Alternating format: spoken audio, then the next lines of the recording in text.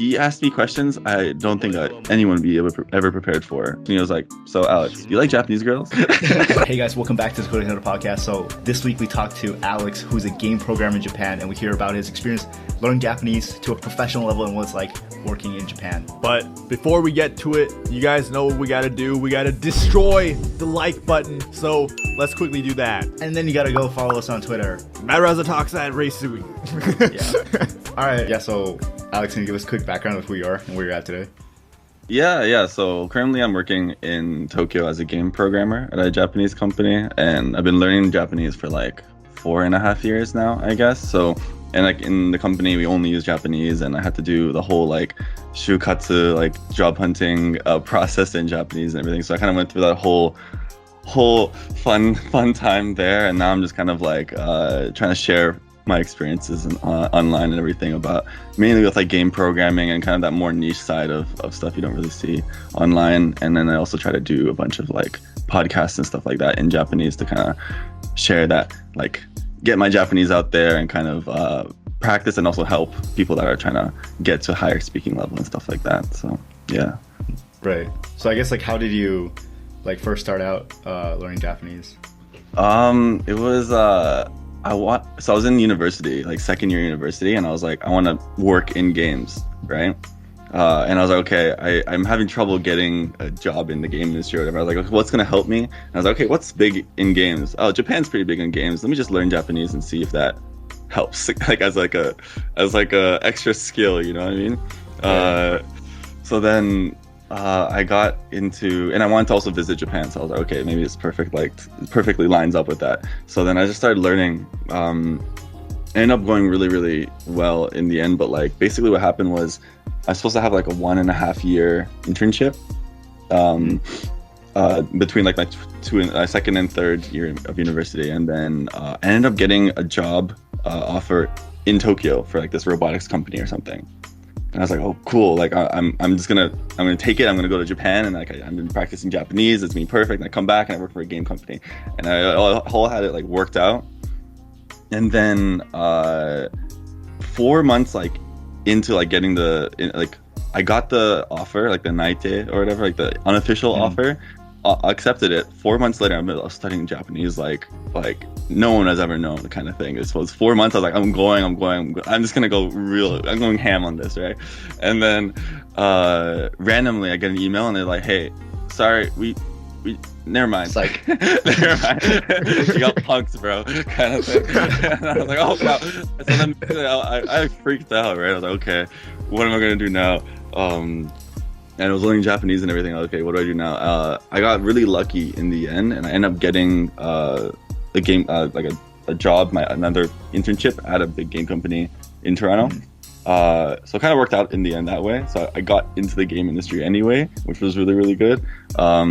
But then ever since then, I think I've been like, I want to work in Japan, you know? Right. So kind of after graduating university, here's where I'm now here, I guess, yeah. But yeah. So it was like 2 years later you started like Shyukatsu? Yeah, I think it was exactly 2 years later after that, yeah. So it was like I was studying for like around a year, and then 2 years, and then I've been here for a year.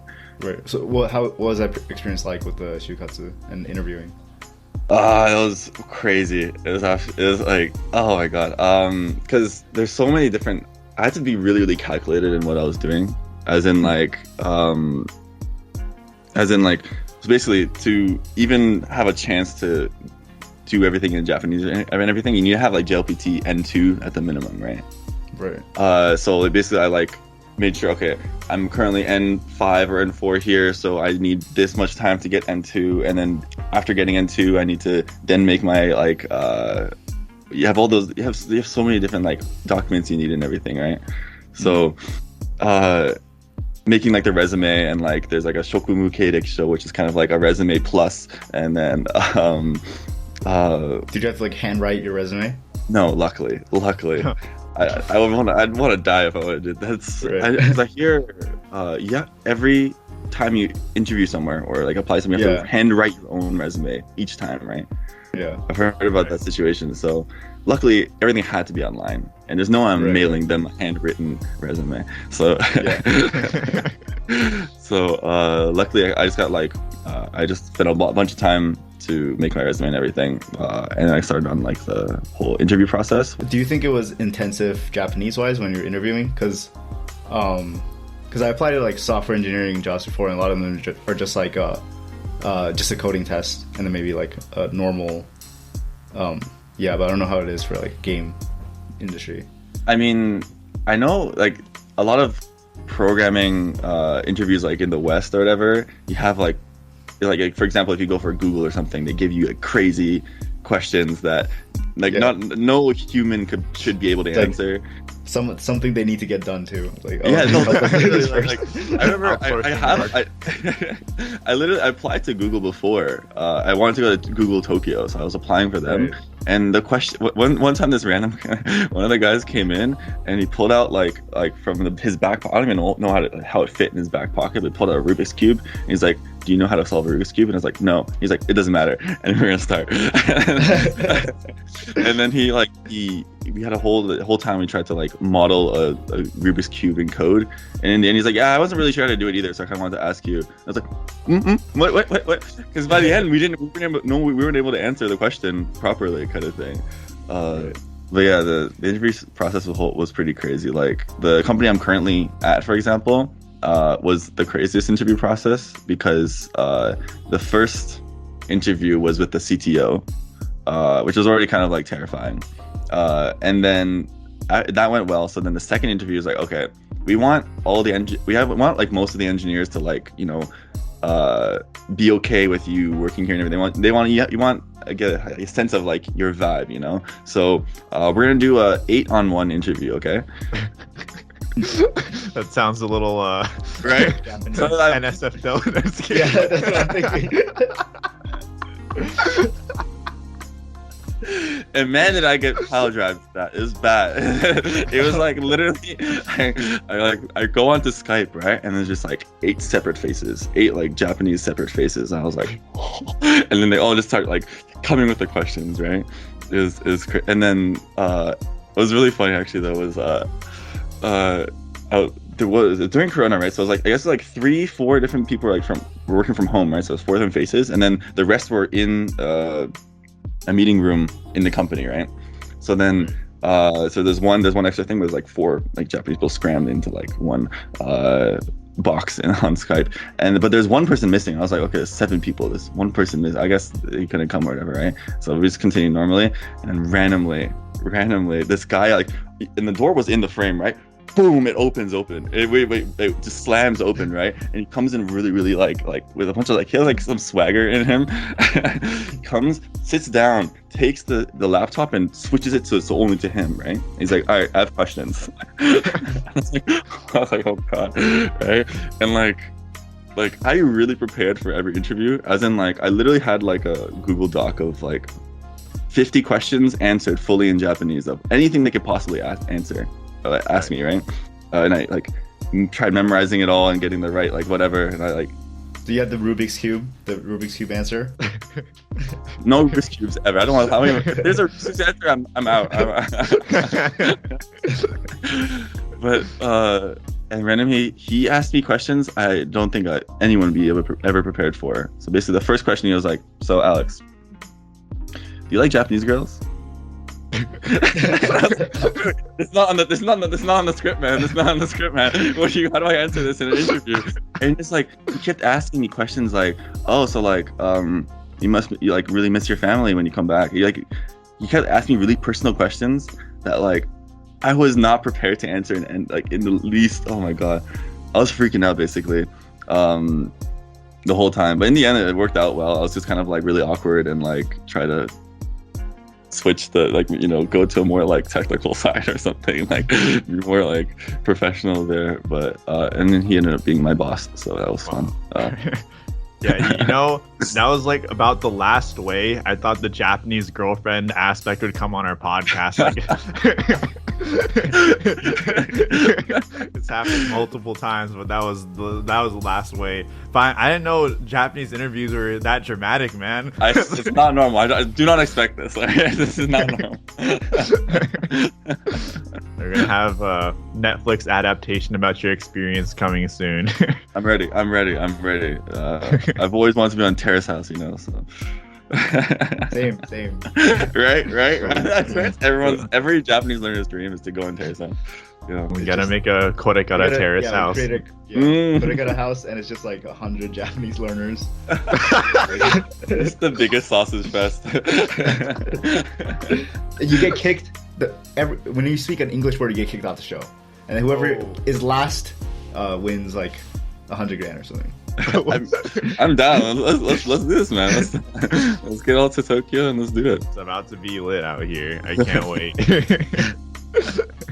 But yeah, like what's your experience like working now in the company, like Japanese wise and also like culture?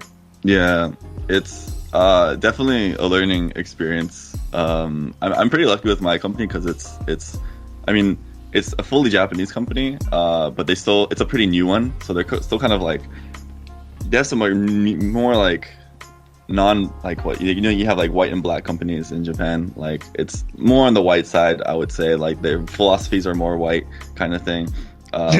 Real quick for anyone that doesn't understand what white and black company is. Oh yeah, sure. So basically, like they call white and black as like the spectrum for like how like black companies have a lot of overtime, for example, right? And white companies are like they make sure that you don't like work a lot of overtime and like they're properly like following the law kind of thing.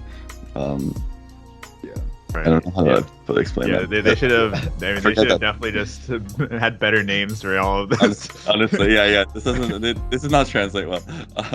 Yeah, I think you still have to use the katakana word like buraku. Yeah, sure. Okay. Well, I'll start doing that then. But it's definitely more on the white side there because it's a newer company. They're more like accepting of new things, I think. But definitely, I think like what really surprised me was like it's the idea of overtime is just really ingrained in the Japanese people. I feel like even if it's not required, they just work. They're machines, man. They keep going until like 10 p.m. easy every day. Starting from like what 8? We start a lot later, which is I think a good thing because then people don't leave, but they're okay with coming later. You know what I mean? Right. So we start at 10. 10 to 10 seems like a pretty common thing for most of my coworkers. I'm out when I can, but. So when is that usually when you're out? 10 to 7 are the core hours, so it's like 9 hours. I see. So you're just like, bye guys, enjoy. Yeah, I'm always like, I don't know. I'm always like, "Osaki ni shitsurishimasu," and I kind of leave there, and then we always have to like write what we did for the day or something in like a Slack channel or something like that, and I'm always like the first post because you do it when you leave, kind of. So sometimes I feel like I need to leave a little later to be like, I'm working hard too. Yeah. Otherwise, there's a lot of like Japanese wise, for example, everything is in Japanese. So it's definitely been an uphill battle, I feel, because especially everything gets really technical. If like I have like a technical issue, I have to explain like something that I made to like an artist or something. I not only have to do it in a technical way, I have to do it in a way that like a non-technical person would understand this technical thing. And it's like it's stuff that like I have trouble with even in English. It's usual issues in like the workplace, and you have to also add on top of that Japanese. So definitely a big learning curve there, but it's fun, man. It's fun. You just have to use Japanese every day. You learn a bunch of new stuff, so it's really fun. Do you feel like it's more tiring because you have to use Japanese every day, and it's technically probably longer? I'm dead every day. Every day, I'm like, by the end of the day, I'm gone. I'm absolutely gone.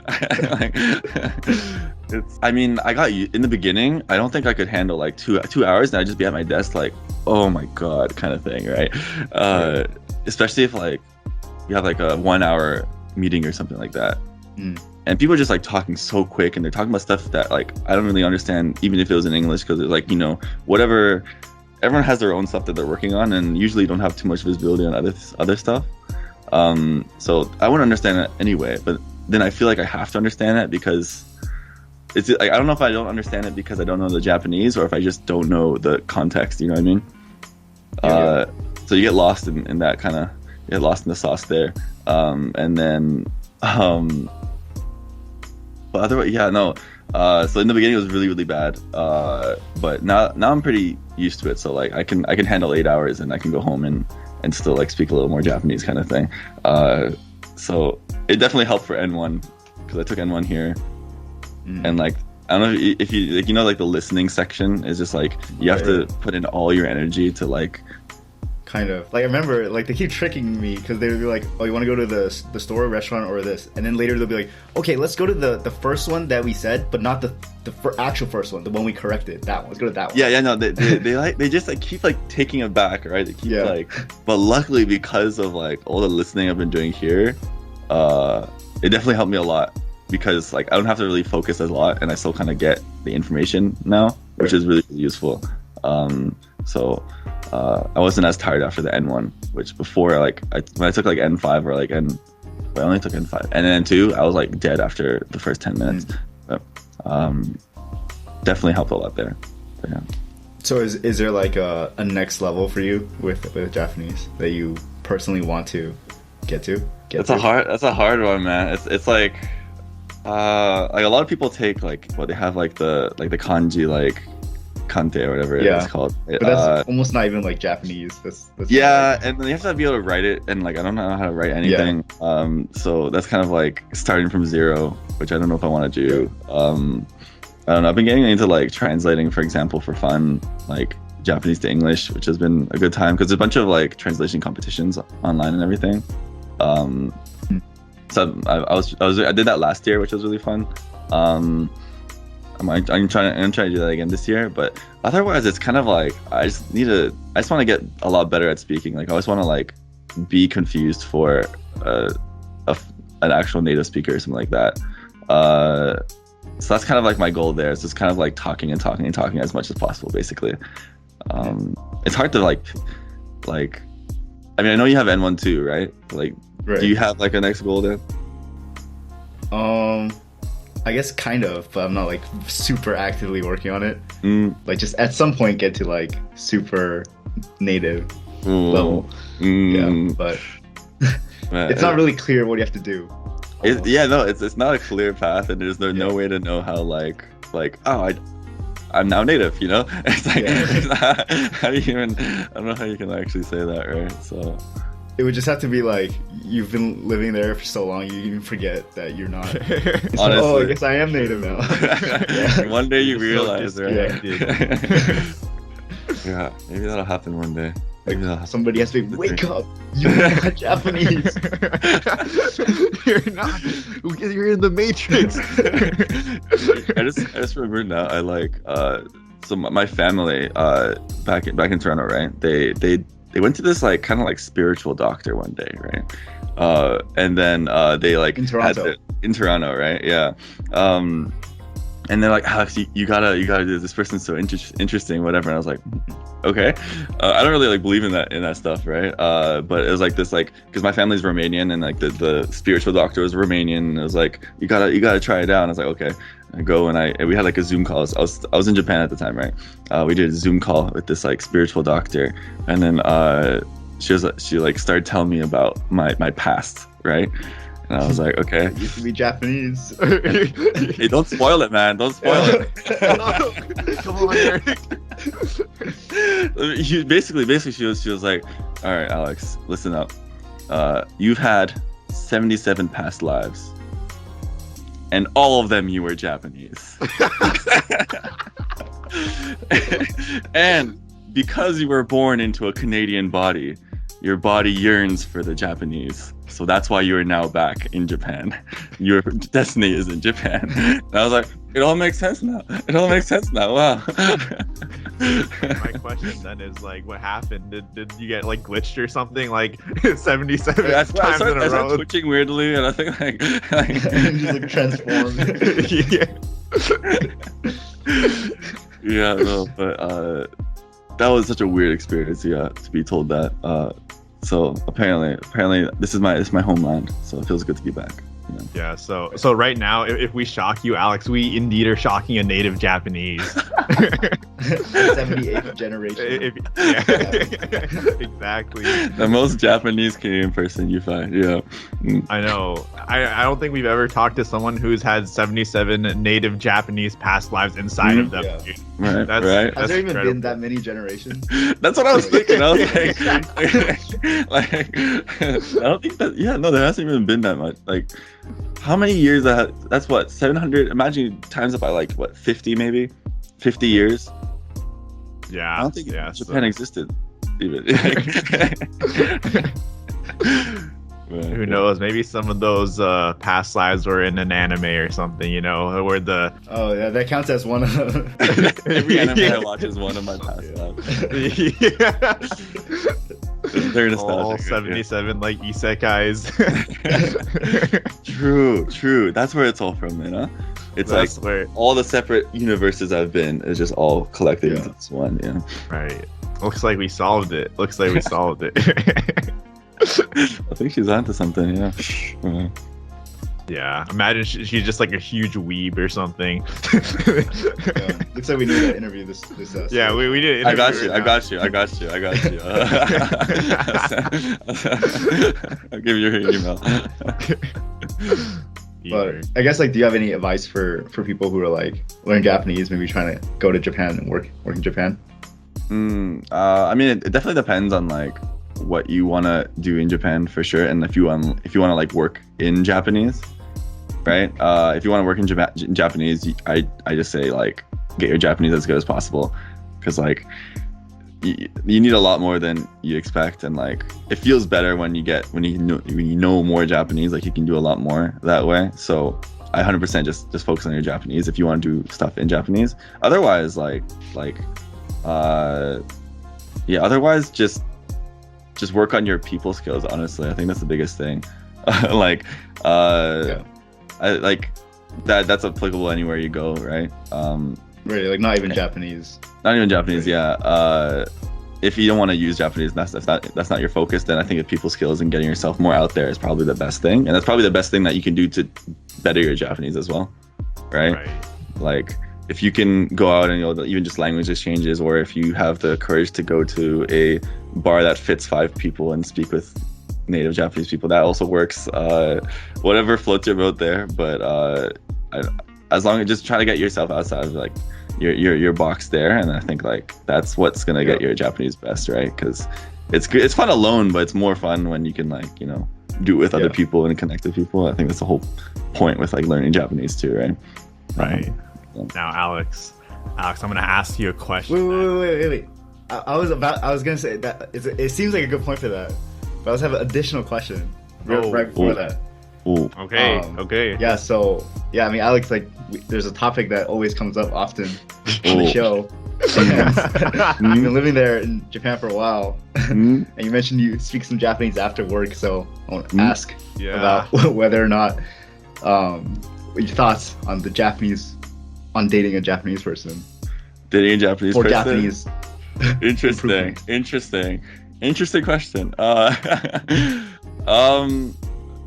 I mean, it's definitely I haven't dated anyone. I haven't dated a Japanese person yet. But definitely, I mean, it's helpful, right? It's probably helpful, but like what I've heard is like what I hear a lot from people in my company is like they'll see someone get a girlfriend, and then 1 month later this guy is speaking he's speaking like a girl. Right? Like he weirdly like before, apparently there was this guy that like super brawny guy, super big guy, right? And like he had pretty broken Japanese. He starts dating a Japanese girl a couple months later, and like he just looks a little less brawny now. Just the way he speaks, like there's something different about the way he speaks now. He has a different like demeanor that way, right? Like it just sounds like his girlfriend now, right? So in that way, I think like if you want to like work on your Japanese by dating a Japanese person, should have date Good. the same. They date a masculine. Date a man. boundary. Date a man. Yeah, you should date a man. Here's the advice. Here's the true There's advice. the advice. There you go. And no one talks about the Japanese boyfriend. I don't know. Like that's where. Yeah, that's true. It's the That's missing true. link. Yeah, that is the missing link. The Mhm. Japanese boyfriend. The Japanese boyfriend. We've come a long way. But yeah. But Alex, I'm Yes. here to ask you a very special question. It's a very specific one that all 77 of your Japanese past lives have been waiting to answer. Now, it's extremely crucial to every KoreKara podcast, and I think you know what's coming up because you've been working up to this your entire life as well. Not just those 77. Lives. But yeah, all 78 and counting. So Alex, I'm gonna put you on the spot here, man. Ooh. What is your message to the KoreKara squad? It's the most important question ever asked, just in general. There's I have a lot of feelings right now. It's kind of like I'm kind of excited now. I don't know. It's Everyone on the inside is coming. Get a little excited there. Wow, I need to calm myself down for a little bit. Wow. Oh wow. Yeah. Honestly, my main message, honestly, is like, there's a lot of like people say a lot of things online about like what the best way to learn Japanese, whatever it is, like, right? But my main message, honestly, is just like, if you're not having fun, then it's the wrong method. And I think that not a lot of people like put themselves through hell, I think, and not have fun, but like they go through it. And I think it's like, if you're not having fun, it's not worth it, kind of thing. So that's my message. Just have fun with it, man. Like it's supposed to be a fun time. If you're not having fun, then switch it up. But that's my message. Just have fun. Right. Yeah. Yeah, you love to hear it. I can really see all 78 of you, including you right there, really pushing that forward. They all came out there. You gotta have fun with it. They're like JoJo stands just behind me, all 77. Man. And the best way to have fun is the KoreKara podcast. That's true. That's true. Right? That is the best way to have fun. Guaranteed, certified, the best way By to have 77 generations. By 77, by 77 past generations. They're all backing up, screaming for the KoreKara podcast. Here is the best way and most can't hear way. them? You can't hear them? Yeah, no, I hear him loud. It's deafening. It's actually deafening. Right? Actually, Yeah. yeah. I think everyone listening may have had to turn their volume down a little bit there. Okay, good. I think But it's the don't biggest worry. live audience you ever had. Yeah, there's a lot of applause right now. It's kind of hard to talk. I know, it's pretty tough. I think I hear one of them screaming to smash the like button. That's probably the best transition you've ever had, I think. Hey guys, thanks for making it to the end of the podcast. So definitely comment down below if you would want to work in Japan after hearing Alex's story. But of course, you know what time it is. We gotta go shout out our patrons: Cedric Ross, Kevin Allen, Drew, Jack, Jeanette, Joey, K, Shiny Meredith, MKSS, MKSX, Nathan, Polars, Yui, Rivers, Man, Quaid, and Sad Boy. Peace.